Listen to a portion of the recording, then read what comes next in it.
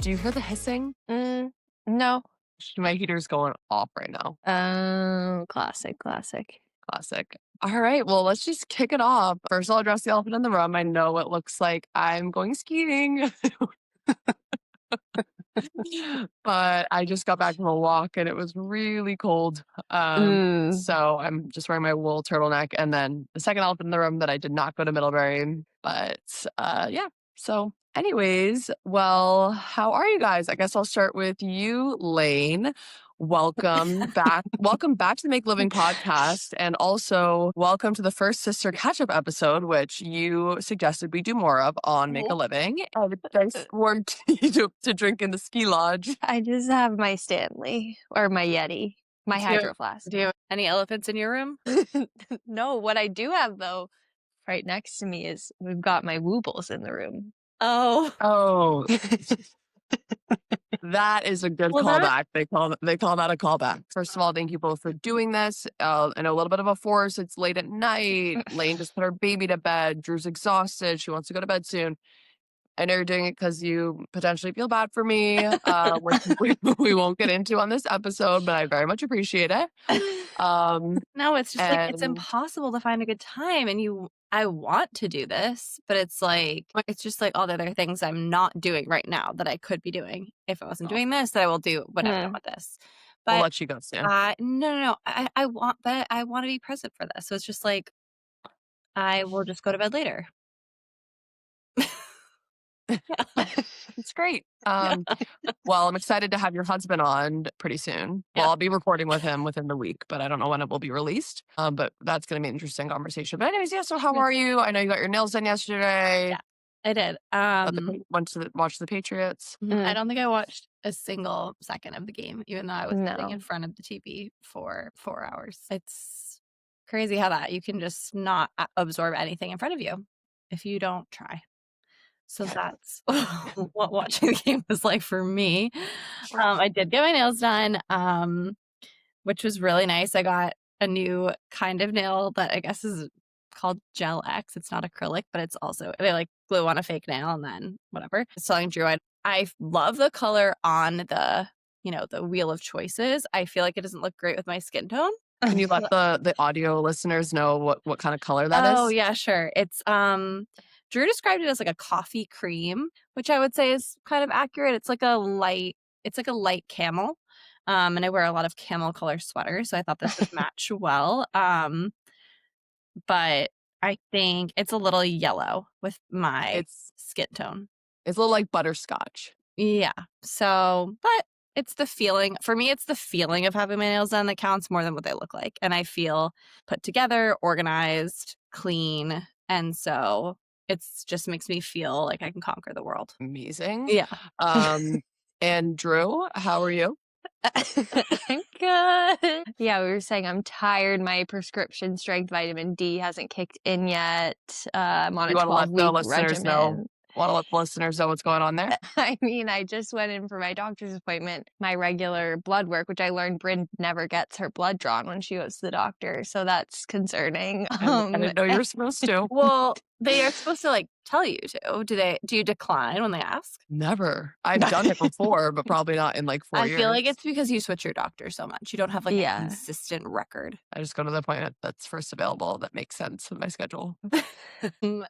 But anyway, it turns out I'm very low in vitamin D, which honestly explains a lot. So now I'm on prescription strength. It's like 50,000 units per week, which is, I'm pretty sure the average amount is 10,000 units per week. So getting a heavy dose of vitamin D. But what I learned today from the doctor that I found very interesting is that, they always say, oh, you need the sun, you need vitamin D.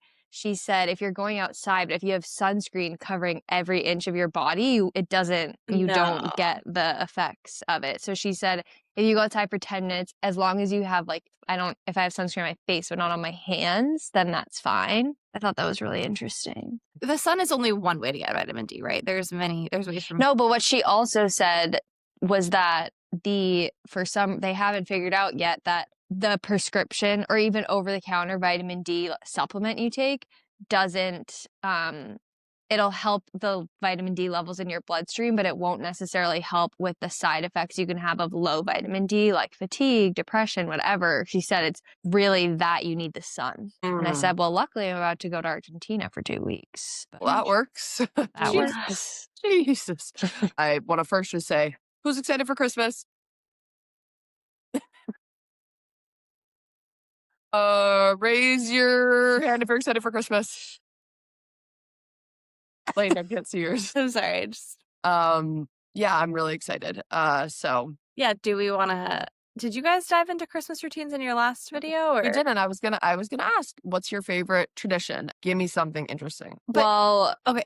My question for you is like, would it be more interesting to like maybe like walk through what our traditions are? Maybe like each of us take like a portion of the day, because I'm kind of curious to hear like from your perspectives, like what our traditions are, or like used to be as kids. We can try going that direction. If Bryn gets bored, we can shift. We can try going this direction, and I would add that I don't think the tradition has changed. True. A little bit.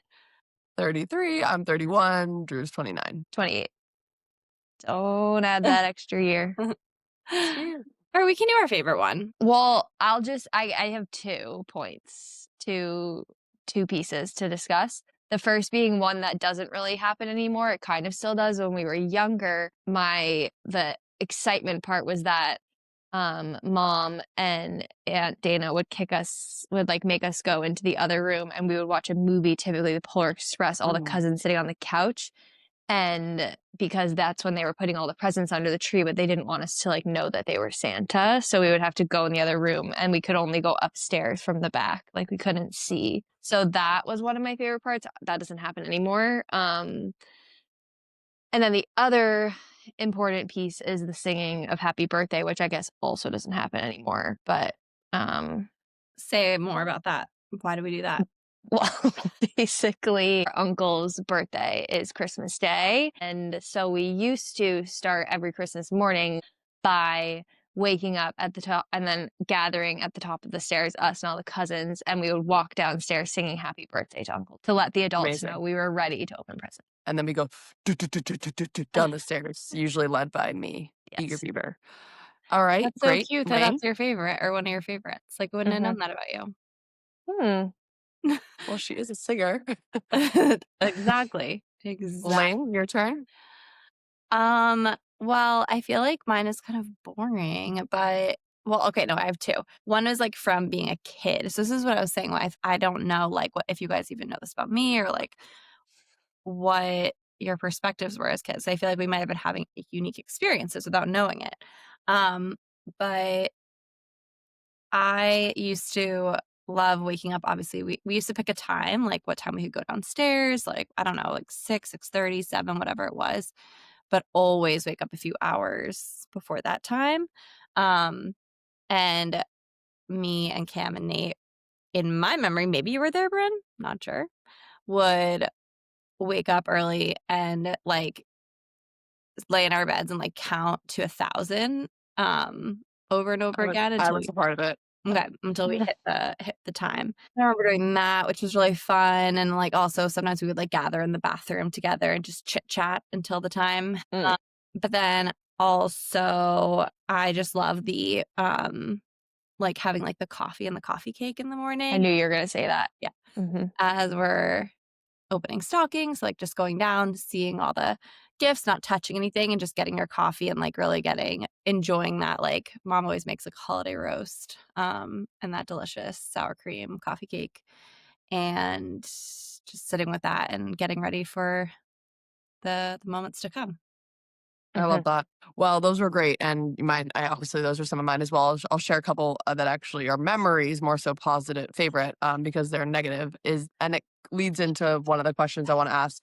So just some foreshadowing. I have 2 questions for Drew and Lane. First 2 are job related, and then the third is romantic relationship related. So hold out for the full episode to get to the last part. So it was that I recall multiple years of opening a gift and then, like, Drew opening the same gift, or Drew opening a gift that, like, I had to wait a certain amount of years to get and she got it right away, or being jealous of Drew's gifts and crying and, like, tearing up and, like, trying so hard not to, like, cry because I, like, felt like such a brat. But, like, specifically, I remember, like, the Game Boy year. Like, Drew and I got, like, a pink Nintendo DS or whatever the hell it was called, and you got a blue one. And I was like, "Why is she getting it? Like, I'm older?" Which I really don't ever feel that way with you about anything, so I don't know why I was, like, so angsty. Number 2, this is a favorite some years when body dysmorphia is not in the room or body insecurity, and that is our fashion shows. Of course. Our fashion shows after. So the 3 of us share a bedroom at our parents', house, and, our cousins, when they're staying, everyone comes in the room, and my aunt and my mom, all the girls, and we all try on all the things we got for Christmas, the shoes, the clothes, and we're like, "Oh my god, that looks so good. Oh my god, yeah." But when there are years where nothing fits, which for me was often and still is because I was always growing so quickly. Honestly, it probably did fit. I was just freaking out about the way it looked. So many years that was Well, like so fun,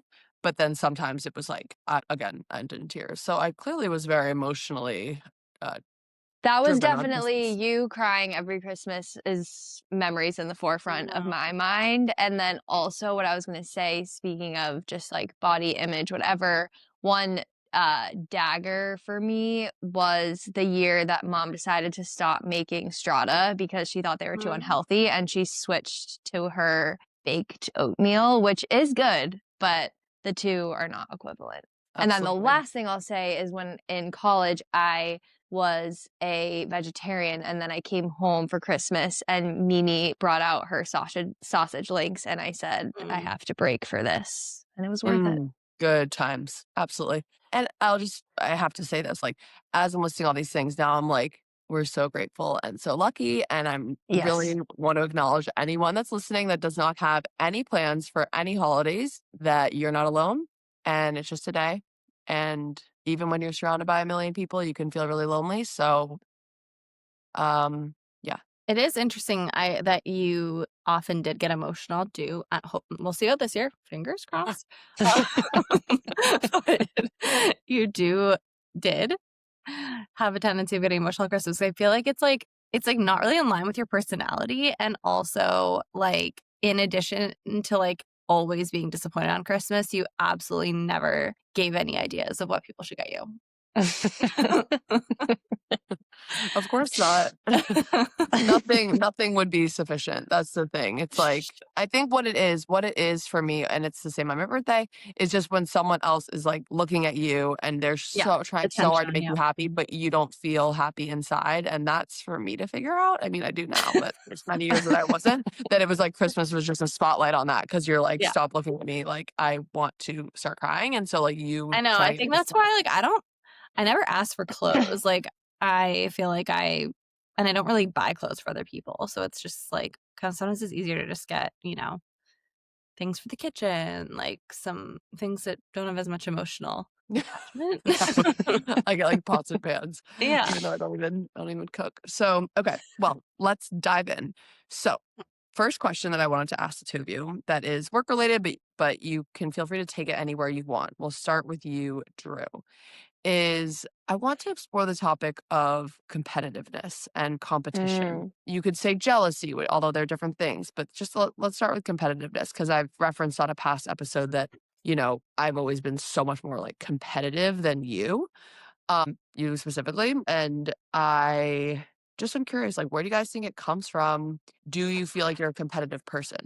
Generally speaking, no, I don't think I'm a competitive person. I think this is why I could never get into sports because I just literally didn't care about winning. I wasn't driven by like trying to do a good job. Like I just didn't care to win. And I think that carries in a lot of aspects in life where I don't care so much to be the best. However, it's like when I was in school, I cared a lot about being a top student, but it wasn't my placement amongst other students. Like I wasn't like, oh, I want to be better than that person. It was more for myself of, I guess, competitive with myself of like knowing I could get straight A's or like wanting to get just, do the best I could. I think in the work environment, I also don't think that I'm very competitive, to be honest. It happens very infrequently, but I do think there have been times where I felt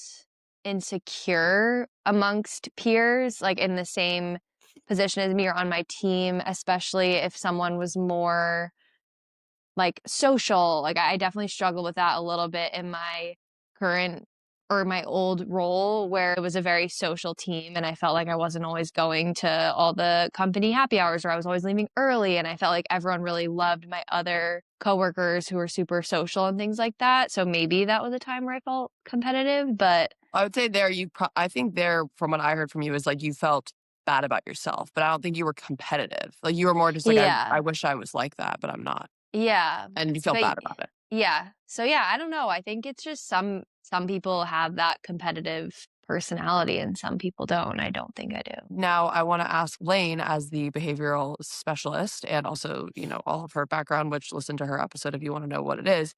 Um, do you think that Drew's drive, and also for those listening, Drew is a valedictorian of our high school and she got like all A pluses and like magna cum laude or whatever in college. Um, And do you think that it came from like like positive reinforcement? Like she got A's, so then she like wanted to keep getting A's and like people expected her to get A's or like where do you think because I would say Drew, you aren't someone that then talks at length about your studies. You're not like, "Oh my god, I read this book and I like can't stop Mhm. thinking about it." And Can't then remember anything I studied. Exactly. So like where do you think Drew's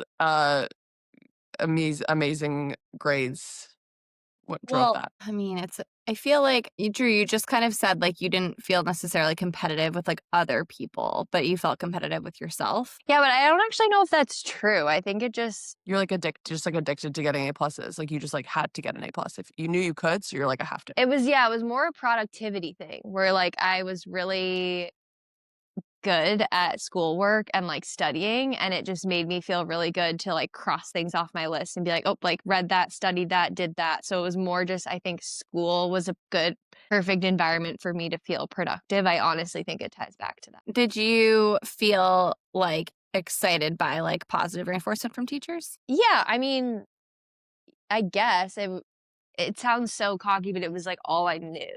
Like I wasn't didn't like I don't know. I mean, yes, it felt good, I guess, I think I'm learning that about myself now, where I do react very well to positive feedback. I think in the work world, sometimes you get it less than like in school from teachers who are constantly grading you. And did you have like an internal, like, did you have something inside of you that was sort of felt like a little bit like nervous to like not do well or like a drive to like keep trying to do well, or it just came so easily to you that like you literally just did it and you got perfect grades? No, I mean, I was definitely nervous. I don't even know if I was afraid of like not doing well. I mean, I do think by senior year of high school, it did get to the point where like I had never gotten below an A in a class. So I wanted to like keep that up. But so yeah, I mean, I definitely was nervous. I had like chronic stomach Right. pains and anxiety. So like obviously I was nervous. But Right. Yeah, 'cause yeah. I'm sure there is the case of like someone who's who just the nature, the biology of like intelligence is just so strong that like they don't even try and it's Yeah. perfect. No, I tried. But I feel like you did try. I think it's something about the satisfaction, like she said, of like try like of just a reward of like, okay, let's try to get at 100. I got an 100. Yay. Like Yeah. little goals. Yeah. Yeah. But I think, yeah, there's definitely external motivations or external reinforcement and also like internal reinforcement. I would think there would be an element of like anxiety about like losing that element of your life or like not like living up to your own kind of like standards. Yeah. No, it might There not be was a subconscious anxiety, but just like the fear of like, what if I like fall from this kind of like status I'm currently at, or like don't lose my ability to do things in the way that I'm currently doing them. Totally. No, and it was definitely part of my identity was like I was good at school. So if I stop being that. And the other thing I was going to say though is that I do think it has been an interesting journey for me post college. I remember senior year when I was leaving, I worked for a professor as like a project manager for his research project, and he told me the hardest adjustment for him into adulthood was how when you're in school, like you're constantly getting graded, and if you get good grades and you're used to that and getting like the pat on the back during those assignments, then every year you have a sense of accomplishment of like, okay, great, I made it through freshman year, sophomore year, whatever. And then when you graduate and you're like in the corporate world, you don't have those constant benchmarks. And that for sure continues to be an adjustment for me of like trying to figure out, have I felt productive? Do you feel like you've grown? Whatever, because you don't have it built in from a school environment. Totally. So I have a few comments. It's obviously hard to keep my mouth shut. One, I am literally trying to keep my mouth shut because I've noticed my mouth is agape when I listen to the guests, and then I go to like make video clips and I'm like, but anyways, so one is that like what's interesting too, like you said, it has carried into other parts of your life. Just you're kind of like, I'm just not competitive because like, but sometimes like it's your insecurities that drive you. And like, if you see someone with like a super fashionable outfit or like they really something that you want, you'll like say it, but like you frankly won't do that much about it. Like if you see someone that has like an outfit or type of style that you want to replicate, or like, you really want to go do this, like it doesn't drive you enough to like do something about it. Like you're just kind of no, like, and see, this is the problem where I feel like I teeter on the line of is it just I have such a strong sense of self and don't care, or is it apathy of I see that and I'm like, oh, they look so good, but like I'm too tired to try. I think I'm always teetering on that line. And we are different in that sense. I'm getting better, but I'm the opposite. It's like I'll do whatever it takes to get what I want, and like it's at the expense of my self-worth or like, or of just my I just cannot handle like not like if there's something I want, like I will get it, which has driven me to success in many aspects of my life, but also has caused like inner problems. Yeah.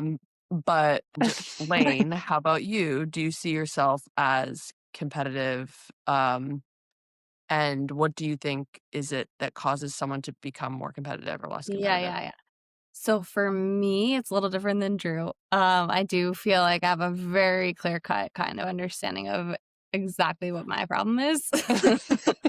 I have many memories starting from being young about not being good enough. I think a lot of my competitiveness comes from like proving that I'm like doing enough. And the thing is it's not our fault. Like we're literally paid when we like do well and get like good job and whatever, and you're promoted. So I think it's so normal to have that at least in the workplace. I don't think you really have this as an aspect of your life anymore on a personal level. Like you don't seek validation from your friends. Yeah. I feel like you like move past it by necessity because you just have other things that like become more important. Yeah. Do you want to get into what some of those memories are? If you want to. I think I remember, well, it's funny because you were talking about like how you felt jealous of Drew, like getting gifts or whatever, like earlier than you did. I feel like having a younger sister who I was always really shy.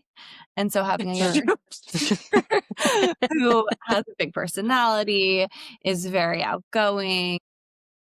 It was nothing against you per se, but like this fear of like people like liking you better than me. I'm so sorry. I didn't think you were going to say that, but I know that has been a thing for the listeners. Basically, what would happen, and it was a function of truly being obsessed with Lane, but and I still am, but it was a function of wanting to like be in her orbit. So I would then hang out with all of her friends, like with her, which kind of still happens to this day. I think it's like, I mean, I was always shy, like being shy, but wanting attention was like a tough place to be in. Whereas I feel like Drew is shy but doesn't really want the attention. Right, Drew? Yeah, I think it depends on the situation. But yeah, it's like, especially with family things, I should not say a word, and that's okay with me. Fine by me. This is great, and we could expand on this, but I want to keep to the time, so I want to ask my next question. I want to ask about both of your risk tolerance in job and in life. There's been many articles and studies that show that like potential reasons that women don't advance as far in certain career paths or like cut out early is because of less of a risk tolerance. And I don't know if this is like proven. I should probably find the paper that I'm referencing, but like less of a risk tolerance than men sometimes. And I just through conversations with women, we feel like we need to know 100% of the facts before we go to our boss and say, hey, we should, pursue this or we should sign the papers. Whereas men may be okay going with like 70% of the facts and just saying like, I'm willing to like take the risk on the rest. Um, do you, I'll start with you, Lane. Um, do you think does that resonate with you? This is probably a hard question given your career path, but um, do you think that No, you have a like a high tolerance for risk in your career and in your I life? do not. I do not have a high tolerance for risk. Um, no, I do. I don't know. My field is pretty women dominated, but so I feel like I can't speak. I can't make any like generalizations, but yeah, I can't. I don't know. Some women might be more. I'm sure they are more comfortable with it, but personally, I'm pretty low, pretty risk intolerant. Me too. I mean, actually, I'm maybe a little more than you, but I actually am. I definitely am. More in life, I would say. I'm very impulsive and don't mind taking risks because I'm pretty confident in my abilities to like figure it out. In work, I'm much more nervous and much more thorough. And not necessarily saying I want to be more, but I've noticed it takes me a little bit longer to do certain things and feel comfortable with certain things. And I'm working on that because I think that there's a balance. Um, and yeah, maybe it's less so even a question, more of just like a topic of conversation that I've been thinking about and maybe would ask the listeners if they enjoy thinking about things, think about themselves. And like I wrote my thesis in college, and I'll ask Drew your thoughts on this as well. Don't worry. But I wrote my thesis in college on impulsivity and who makes and is there a way to measure how impulsive someone will be? Basically what I wanted to know is like really what I wanted to find out is there certain people that are more predisposed for using their impulsivity in a positive manner or a negative manner. Yeah. It was called pro-social impulsivity would be like someone that has like really quick reaction time in an athletic setting and like can think on their feet and under pressure and maybe be someone in the military can make like really like, thoughtful movements under pressure. And then antisocial impulsivity would be someone committing something terrible and having much less of a crime, like not thinking before they do something. Not thinking before you do something can lead to terrible things or positive things. So the point was I wanted to study those, but the topic is somewhat related and it's always been something interesting to me. So, Drew, do you feel like you have a high tolerance for risk? No, definitely not, especially in my personal life, for sure, not at all. I take zero risks, and it's something that I'm working on for sure. Um, in the work environment, also less so, but I will say I switched to a new role, and in this role, I'm being challenged a lot more to have to make decisions without 100% of the facts. And like a big part of being able, I feel like, to excel in my role is navigating situations with a lot of ambiguity. And it's been super challenging for me, but I do feel like I have been getting better at it. And I think something I've noticed is the people who are higher up in my organization are really good at, if they made a decision without, like, that could be risky because they didn't know all the facts, they sound very confident in like backing themselves up. And I think that's something I've learned in my role. And just, I feel like in the corporate world in general, sometimes you feel like the people who are higher up sound like they know everything and have all the answers, but actually they don't. They're just like really good at speaking and crafting a story and feeling confident in the choices that they're making, or at least exuding confidence in that. So that's something I'm learning in the working world. Personal life, no risks, and I'm really trying to work on it. Well, a couple things I would say. One, is that I think that if I were to, ask my, managers or people I've worked for in the past, their thoughts on this, I think they would say like it comes with reps and like experience. Yeah. Like the more times you do take a certain level of risk or do more, in my world, more deals, you're way better at making educated guesses that are most likely going to work, like more likely than not going to work out.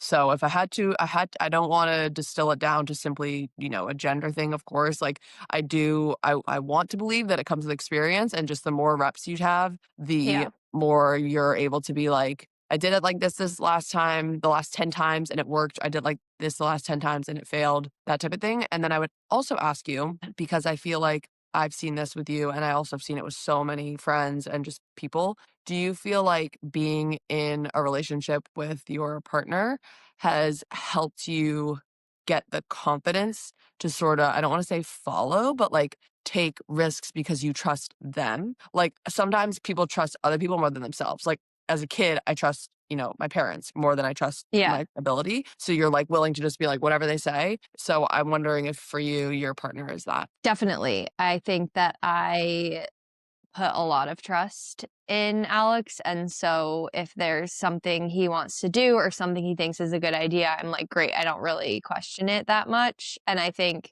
if I'm doing something with him, I feel more confident than like having to make a choice and move forward with it alone. For sure. Less risk averse on my own. Like, I think I'm happy to follow. I would follow you guys. I would follow a lot of people into any situation, but like when it's just me, myself, and I get nervous. I actually, while I understand, something you're working on, I think that's actually a really great quality in your marriage because you don't like when a partner doubts another partner constantly, like they would feel Right. really insulted and belittled. Frankly, I would say you might even trust Alex in a lot of situations, maybe not a lot, but in some more than you would trust me because I think sometimes you view my risk taking it again in personal world as like a little bit like Brent, oh my God, too much. Yeah. So I think that's good because I mean, I'm sure there's relationships where like one partner's, trying to do something, the other partner's like, what, that's such a bad idea. But that leads me to our final question. And that question is, well, it's more of like a thought piece, is a food for thought. I hope I didn't already ask you guys this because I've actually been talking about it a lot, even though it's not that interesting. But, at weddings, when people say like, when I met him or her, I knew like I could picture my life with her. Like I could picture my future life with this person. And while I hear that a lot, and I think I've always thought of it as like, oh, yep, they want to spend the rest of their life with this person, they're choosing that. I think also what it means more literally is like, I think some people get in relation or commit to a relationship, maybe that's marriage or like a life partner, because that partner wants their future to look the same as they do. So they want the house, they want the kids, they want to live in XYZ city with a vacation house in this location, they want to travel internationally 5 times a year. Like literally, they can see a life doing the things that they want with this person. And then there's other people that have like a soulmate type of love where they're like, this is my soulmate, don't really like know what like or necessarily align on like the same things moving forward. And yeah, I don't know if that's at all interesting, but to me, it just was a good reminder that there's so many different types of partnership and love. And like, it's kind of just what's important to you. And yeah, what do you guys think? I have two married people. Do you want to go first, Lane? Wait, so sorry, what's your question? What do we think about that? That there's two kinds of Yeah, love? do you agree? I guess more than two. There's more than two, I'm sure. I definitely think it could. I think that I don't know, from the way I see it is I think it's very possible to be able to picture a life with someone, but like it still doesn't work out because whatever it is, that feeling, that like deeper soul connection isn't there. Like maybe this does vary person to person, but I think as much as you can, or said differently, by being able to picture a life with someone, maybe you need to have some sort of deeper connection. It's not just, oh, we want all the same. I don't think it's as easy as we want all the same things, because there's so many people who might want the same things as someone else, or a lot of the same things as someone else, but that relationship still doesn't work. And I think that's because there's just something deeper missing. Someone and I think saying it that they also check the boxes on paper, but exactly. And I yeah. think it also just depends on how much emphasis someone puts on the different things they want in life, you know? Like, I think it really boils down to those things you want, or the things you picture boil down to what's important to you and what you value. And so then it becomes more of a values conversation. But again, I think there has to be something a little bit deeper than like, oh yeah, we both want to live here and XYZ. I think there is a deeper connection to it than that. But well, I love the idea of like a values conversation, and also timing, of course. It's what people always say. So okay, well, we've gone over on time. There'll be plenty of more of these, since we're going to try to make the sister thing monthly. Thank you for joining the Make Living podcast, and I will see you soon. Happy holidays, everyone, and we'll be back next week. Bye. Bye.